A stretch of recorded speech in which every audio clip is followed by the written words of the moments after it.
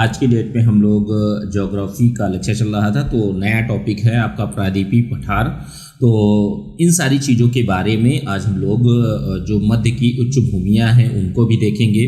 ठीक है, मैप के माध्यम से इन सारी चीज़ों को आज हम लोग बहुत अच्छी तरीके से देखेंगे। ठीक है, अच्छे से आप लोग जैसे प्रायद्वीपीय पठार के बारे में आपसे 125 शब्दों में या 50 शब्दों में या आपका 125 शब्दों में 25 शब्दों में अगर पूछा जाता है तो आप इजीली लिख सकते हैं। मेन पॉइंट्स आपको लिखने की आवश्यकता है। ठीक है, और दोस्तों ये वीडियो अच्छा लगता है तो वीडियो को लाइक कर दीजिएगा। अब देखिए प्रायद्वीपीय पठार की जब बात करते हैं तो सबसे पहले ये जानते हैं कि पठार क्या होता है।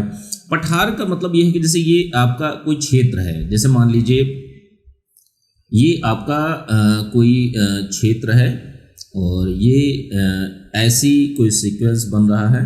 ठीक है, अब ये चौड़ाई जो है इसका ऊपरी भाग जो चौड़ा हो प्लस सपाट हो, ध्यान रखिएगा, तो इसको हम क्या कहते हैं? पठार कहते हैं। ठीक है, तो पठार की परिभाषा आप लोगों ने देखी, ऊपरी भाग चौड़ा हो प्लस सपाट हो, तो हम उस आकृति को क्या कहते हैं? पठार कहते हैं। प्रायद्वीपीय पठार की जहाँ तक बात की जाती है तो देखिए प्राचीन गोंडवाना भूमि का यह भाग माना जाता है और आर्कियन काल का है। ठीक है, आर्कियन काल का है और इसका जो पश्चिमी और पश्चिमी घाट, पूर्वी घाट तथा दक्षिण में कन्याकुमारी तक इसका विस्तार पाया जाता है। इसकी औसत ऊंचाई जो है 600 से 800 किलोमीटर की है। ठीक है,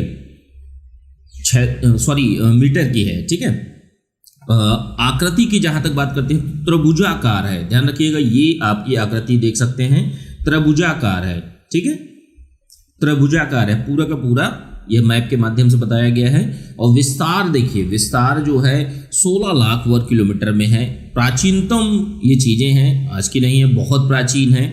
और इसमें जो श्रेणियाँ आती हैं कि जैसे अरावली हो गई, विंध्याचल हो गई, सतपुड़ा हो गई, भारनेर हो गई, कैमूर हो गई, राजमहल की पहाड़ियाँ हो गई और शिलांग की पहाड़ियाँ, तो ये सारी की सारी चीज़ें आती हैं आपकी प्रायद्वीपीय पठार में। ठीक है, अब देखिए प्रायद्वीपीय पठार की जहाँ तक बात करते हैं तो ये आपका अरावली हो गया, इसी के नीचे आएंगे तो आपका मालवा का पठार हो गया, इधर आपका बुंदेलखंड का पठार हो गया, इधर ही बघेलखंड का है।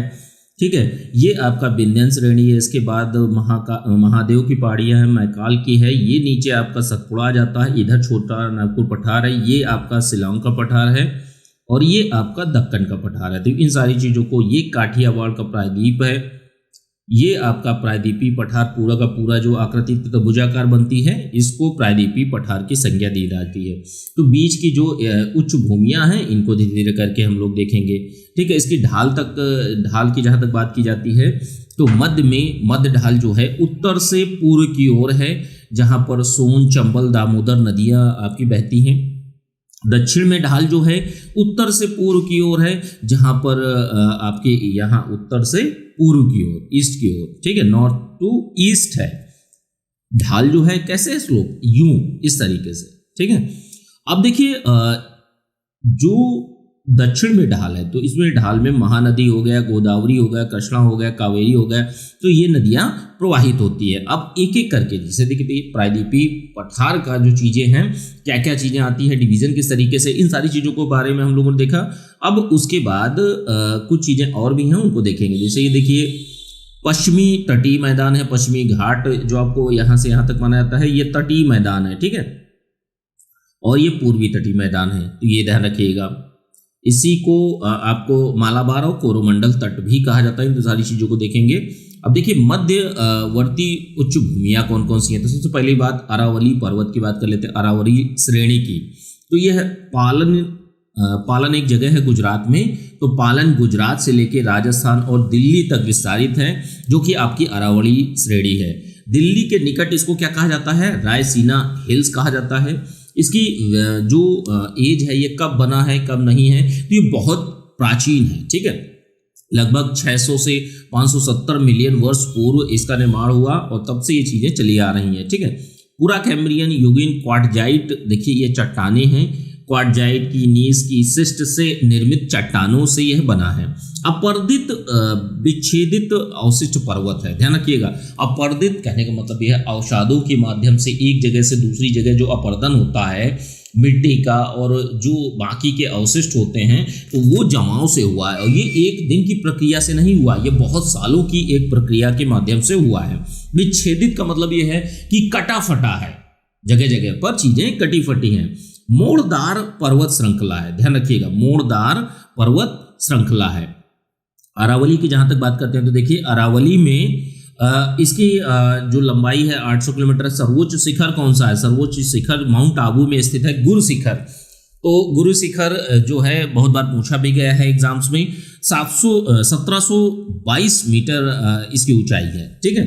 अब देखिए पहाड़ियाँ, अरावली में पहाड़ियाँ कौन कौन सी हैं? तो जरगा की पहाड़ियाँ, मारवाड़ की पहाड़ियाँ हैं, हर्षनाथ की पहाड़ियाँ हैं, ठीक है।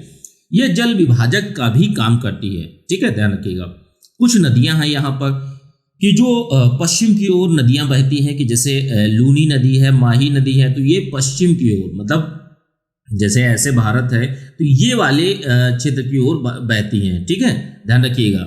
जैसे आपका जो राजस्थान है तो ये आपका राजस्थान पड़ता है, ठीक है। तो नदियाँ ऐसे अरब सागर में, ये आपका अरब सागर है तो यहाँ पर अरब सागर में नदियाँ गिरती हैं आकर, ठीक है, तो ये ध्यान रखिएगा। अब देखिए पूर्व की ओर बस केवल एक नदी बहती है, बनास नदी। पूर्व की ओर बनास नदी बहती है, इतना ध्यान रखिएगा। पूर्वी मैदान की जहां तक बात करते हैं, देखिए इस तरीके से आपको बने बनाए नोट्स मिल रहे हैं, सारी की सारी चीजें बनी बनाई, बस आपको केवल मेहनत करनी है, पढ़ना है और कुछ नहीं करना, ठीक है। इससे चीजें बाहर नहीं जाएंगी। अब पीसेस की देखेंगे, आपको ये अच्छा है कि कम से कम पीसेस की भी चीजें आपके इसी से कवर हो जाएंगे, कुछ अलग से करने की जरूरत नहीं पड़ेगी। ये नोट से ही आपके लिए सारी चीजें बेहतर हो जाएंगी। बस इनको आप रटिए, पढ़िए, जो करना हो, रिवीजन करना हो, 10 बार रिवीजन करना हो, रिवीजन करिए, ठीक है। पूर्वी मैदान की जहां तक बात करते हैं तो पूर्वी मैदान में चंबल बेसिन आता है, बनास बेसिन आता है, माही बेसिन आता है और छप्पन बेसिन आता है। तो ये कुछ मैदान हैं, ठीक है, चंबल बेसिन और बनास का मैदान, माही का मैदान, छप्पन का मैदान, तो ये कुछ मैदान पाए जाते हैं, ठीक है। अब देखिए मालवा का पठार की बात कर लेते हैं। इसी के नीचे आपका मालवा का पठार आता है, अरावली के जस्ट नीचे, ठीक है। अरावली ऐसे है तो ये आपका मालवा का पठार है, ठीक है। तो अब देखिए मालवा के पठार की जहां तक बात कर लेते हैं तो अरावली पर्वत और विंध्यन के मध्य स्थित है। अरावली, जैसे अरावली ये है और विंध्यन श्रेणी ये है, तो इसके मध्य में मालवा का पठार आपका पाया जाता है। देखिए एग्जैक्टली पोजीशन भाई ऐसा तो नहीं है, ठीक है। जो इमेजेस बनाई गई हैं, जो मैप पर दिखा रहा है, आपके समझने के लिए है, ठीक है। एक्चुअल सिचुएशन तो आपको चीज़ें वहीं पर जाकर देखने जो कि कहाँ से कहाँ तक की, लेकिन जो ओवरऑल में है आपको डिवीज़न समझना है, ठीक है।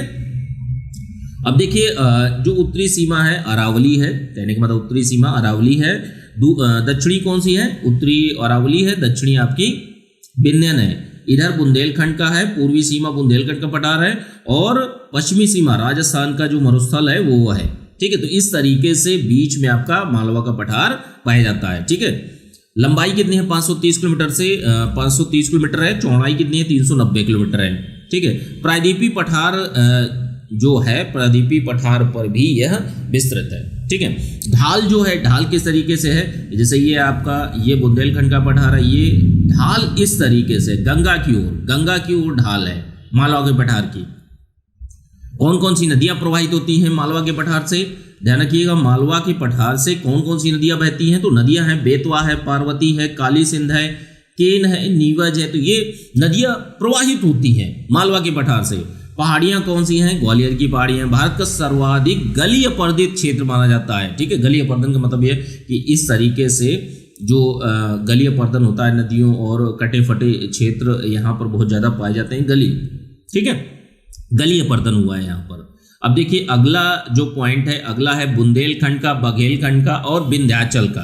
तो इन सारी चीज़ों को भी मैप के माध्यम से देखिए, एक बार अगर रिवीजन आप लोग मैप के माध्यम से करने लगे तो ज्योग्राफी बहुत आसान लगेगी। और अब आप लोगों के लिए जैसे कुछ चीज़ें प्रारंभिक परीक्षा के लिए भी स्टार्ट की जा रही हैं, तो वो आपके बीओ में बहुत ज़्यादा काम करने की आके, ठीक है, सभी को प्रोवाइड की जाएंगी। विश्व का भूगोल भी, जैसे विश्व का भूगोल आपका बीओ में आना नहीं है, लेकिन आपकी हिस्ट्री आनी है, सारी चीज़ें आनी है। हिस्ट्री अलग से यहाँ पर स्टार्ट होगी और कुछ चीज़ें आपकी प्रारंभिक परीक्षा में जाएंगी, ठीक है।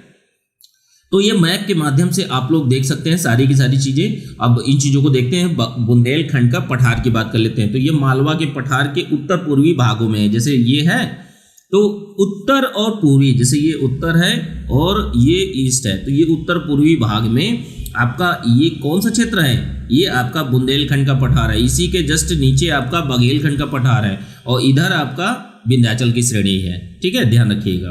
तो इस तरीके से डिवीजन है पठार की। ये जो बुंदेलखंड का पठार है यमुना के मैदान में समाप्त हो जाता है। यमुना का जो मैदान है वहां तक यह समाप्त हो जाता है। बुंदेलखंड के पठार में चंबल, यमुना नदी जो बीहड़ हैं, बीहड़ों का निर्माण करती हैं। बड़े बड़े जो आपके रास्ते हैं, बीहड़ मतलब काफ़ी गहराई से रास्ते हैं, तो वो किसके कारण हुआ है, ये विच्छेदित जो भूमि है उसके कारण हुआ है। नदियां हैं, नदियों के कारण हुआ है। और असमतल है, ध्यान रखिएगा, असमतल, कहीं ऊंचा, कहीं नीचा, कहीं ऊबड़, कहीं खाबड़, इस तरीके से स्थितियां वहाँ की जमीन है, भूमि है बुंदेलखंड के पठार की। ठीक है, और अनुपजाऊ है। सबसे बड़ी बात ये अनुपजाऊ है, यहाँ पर उपजाऊ नहीं है। पठार के जो बुंदेलखंड का पठार है तो इसमें आपका ग्वालियर का पठार आता है। विंध्याचल के जो ग्वालियर का पठार है और विंध्याचल का श्रेणी है, तो इसके मध्य में आपका बुंदेलखंड का पठार स्थित है। अब देखिए बुंदेलखंड के पठार का जो प्राचीनतम बुंदेलखंड पठार जो है वो नीच चट्टानों से बना है। ध्यान रखिएगा, नीच चट्टानों से बना है। देखिए जो ऊंचाई है 300 से 600 मीटर तक आपकी बुंदेलखंड के पठार की मानी जाती है। ठीक है, ये है आपका बुंदेलखंड का पठार, ये देख सकते हैं, ये मालवा का पठार है, ये आपका विंध्यन श्रेणी है और इसी के बगल में आपका बघेलखंड का पठार पाया जाता है। ठीक है, अब देखिए इनको मैप के माध्यम से आप लोग देखते रहिएगा। ठीक है, सभी मैपों में मैंने इसीलिए बना दिया है कि कम से कम आप जब रिवीजन करें तो बेहतर तरीके से चीज़ें हो जाएं। ठीक है, विंध्यन श्रेणी की बात कर लेते हैं। तो विंध्यन श्रेणी जो है मालवा के दक्षिण सिरे से विंध्यन श्रेणी का विस्तार होता है। 1050 किलोमीटर में यह विस्तृत है। ध्यान रखिएगा, मालवा का जो दक्षिण भाग है वहाँ से आपकी विंध्यन श्रेणी स्टार्ट होती है और ये जल विभाजक का काम करती है। जल विभाजक किसके बीच में, यमुना और सोन के बीच में। ठीक है, पूर्व की ओर स्थित, जैसे ये आपकी विंध्यन श्रेणी, तो पूर्व की ओर कौन कौन सी है, कैमूर की भांडेर श्रेणी भी के रूप में यह फैली हुई है। कि जैसे इधर श्रेणी में कैमूर की पहाड़ियाँ हैं और भांडेर की पहाड़ियों के रूप में यह फैली हुई है। कैमूर श्रेणी जो है सोन नदी के उत्तर पश्चिम सीमा का निर्धारण करती है और सोन जो है पटना के समीप, सोन नदी जो है आपकी पटना के समीप गंगा में जाकर मिल जाती है, ऐसे जाती है। अब ये आपका पटना पड़ता है, यहाँ पर आपकी गंगा में जाकर मिल जाती है। ठीक है, अब देखिए पूर्व में बघेलखंड का पठार है। जैसे ये आपका बुंदेलखंड का, ये आपका मालवा का, यहाँ पर आपका ये बघेलखंड का पठार है। विंध्यन श्रेणी में ही नर्मदा की संकीर्ण घाटी स्थित है, विंध्यन श्रेणी में ही। और नर्मदा नदी जो है जबलपुर के निकट धुआंधार जलप्रपात की ओर बनाती है। नर्मदा और ताप्ती नदियाँ जो हैं, जैसे भारत ऐसे है तो ये इस तरीके से पश्चिम की ओर नर्मदा और ताप्ती नदियाँ, लूनी और माही नदियाँ भी पश्चिम की ओर प्रवाहित होती हैं। ठीक है, तो ये दो नदियाँ बहुत ज़्यादा एग्जाम से पूछी गई हैं, नर्मदा और ताप्ती। ध्यान रखिएगा, दोनों की दोनों नदियाँ आपके एग्जाम से बहुत ज़्यादा पूछी जाती हैं। अब किसी भी तरीके से किसी के बारे में भी अगर आपको बताना हो तो आप इजीली अच्छे से लिख सकते हैं। ठीक है, तो अच्छे से आप लोग आंसर राइटिंग करते रहिए। आज का लेक्चर यहीं पर कंप्लीट होता है।